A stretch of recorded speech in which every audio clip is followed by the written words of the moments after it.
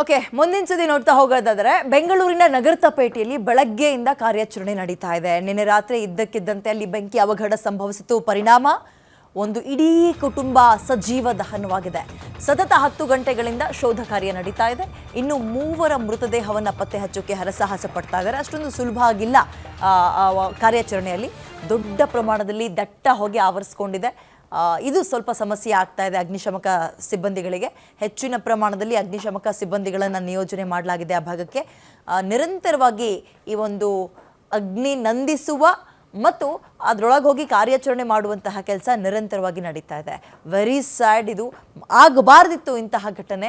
ಪಾಪ ಇಡೀ ಒಂದು ಕುಟುಂಬ ಈ ಬೆಂಕಿಯಲ್ಲಿ ನಲುಗಿ ಹೋಗಿದೆ, ಬೆಂದು ಹೋಗ್ಬಿಟ್ಟಿದೆ ಅವರದಲ್ಲದ ತಪ್ಪಿಗೆ. ನಾಳಿನ ಕನಸನ್ನು ಕಾಣ್ತಾ ಇದ್ದ ಮಕ್ಕಳು ಬೆಂದು ಹೋಗ್ಬಿಟ್ಟಿದ್ದಾರೆ.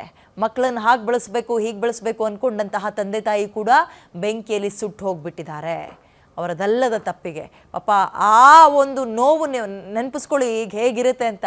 ಲಾಕ್ ಆಗಿಬಿಟ್ಟಿದೆ, ಹೊರಗೆ ಹೋಗೋಕೆ ಆಗ್ತಾ ಇಲ್ಲ, ಬೆಂಕಿ ಸುತ್ತಲೂ ಆವರಿಸ್ಕೊಂಡಿದೆ, ಸುಡ್ತಾ ಇದೆ, ಮೈಕೈ ಬೆಂದು ಹೋಗ್ತಾ ಇದೆ, ಕಿರ್ಚ್ಕೊಳ್ತಾ ಇದ್ದಾರೆ. ಅಕ್ಕಪಕ್ಕದ ಮನೆಯವ್ರಿಗೆ ಕೇಳ್ತಾ ಇಲ್ಲ. ತಡರಾತ್ರಿ ಯಾರು ಕೂಡ ಅಕ್ಕಪಕ್ಕದ ಮನೆಯವರು ಅಷ್ಟೊಂದು ಸುಲಭವಾಗಿ ಬರಲ್ಲ, ಮಲಗಿರ್ತಾರೆ ಎಲ್ಲರೂ. ಹೇಗಾಗಿರ್ಬೇಡ, ವಿಲ್ವಿಲ್ಲ ಅಂತ ಒದ್ದಾಡಿರುತ್ತವೆ ಪಾಪ ಪುಟಾಣಿ ಜೀವಗಳು. ಅನ್ಯಾಯವಾಗಿ ಇದೀಗ ಇಡೀ ಒಂದು ಕುಟುಂಬ ಈ ಬೆಂಕಿ ಅವಘಡದಲ್ಲಿ ಸಜೀವ ದಹನವಾಗಿದೆ.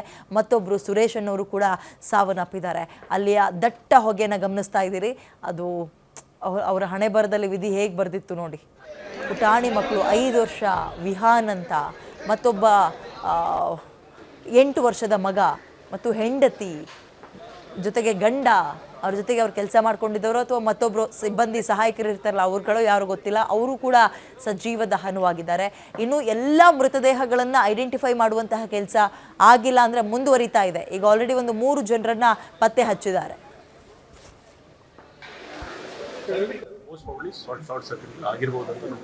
ಸರ್, ಡೆತ್ ಆಗಿರೋರ ಹೆಸರು ಏನಾದ್ರು ಗೊತ್ತಾಗಿದೆ? ಐಡೆಂಟಿಫೈ ಆಗಿದ್ದಾರೆ. ಅವರು ಇಲ್ಲಿ ಮನೆಯಲ್ಲಿ ವಾಸ ಮಾಡ್ತಾ ಇದ್ದಾರೆ. ಅವ್ರ ಕುಟುಂಬದವರು ಬಗ್ಗೆ ಶಂಕೆ ಇದೆ, ಬಟ್ ಅಲ್ಲಿ ಫ್ಲಾಟ್ ಓಪನ್ ಆದ್ಮೇಲೆ ಗೊತ್ತಾಗಿದೆ. ಮದನ್ ಕುಟುಂಬ ಅಲ್ಲದೆ ಬೇರೆ ಯಾರ್ದಾರು ಇಲ್ಲ, ಕುಟುಂಬ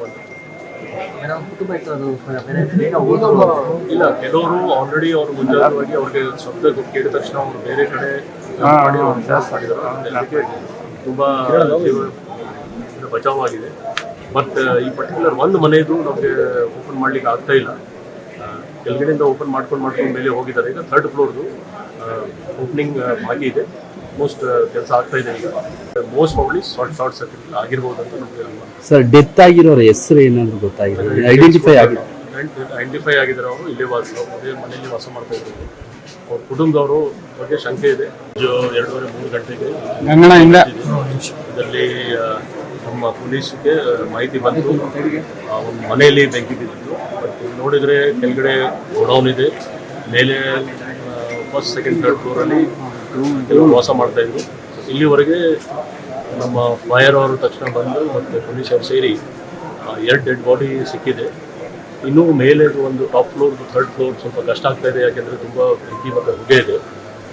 ಪೊಲೀಸ್ ಮತ್ತು ಫೈರ್ ಅವ್ರದ್ದು ಎಲ್ಲ ಸೀನಿಯರ್ ಆಫೀಸರ್ಸ್, ಫೈರ್ ಟೆಂಡರ್ಸ್ ಎಲ್ಲ ಯೂಸ್ ಮಾಡಿದ್ದಾರೆ. ಅವರು ಬೆಳಿಗ್ಗೆ 3:30 ಇಲ್ಲಿವರೆಗೆ ಕಂಟ್ರೋಲ್ಗೆ ಬಂದಿದೆ, ಫೈರ್ ಕಂಟ್ರೋಲ್ಗೆ ಬಂದಿದೆ. ಆದರೆ ಒಂದು ಫ್ಲ್ಯಾಟ್ ಮತ್ತು ಬ್ಲ್ಯಾಕ್ ಲಾಕ್ ಓಪನ್ ಮಾಡಲಿಕ್ಕೆ ಆಗ್ತಾ ಇಲ್ಲ, ಯಾಕೆಂದರೆ ಎಲ್ಲ ಕಡೆಯಿಂದ ಲಾಕ್ ಆಗಿದೆ ಅದು. ಮತ್ತು ಸ್ವಲ್ಪ ಬೆಂಕಿ ಜಾಸ್ತಿ ಆಗೋದಕ್ಕೆ ಹೀಟ್ ಮತ್ತು ಹೊಗೆ ಜಾಸ್ತಿ ಇದೆ.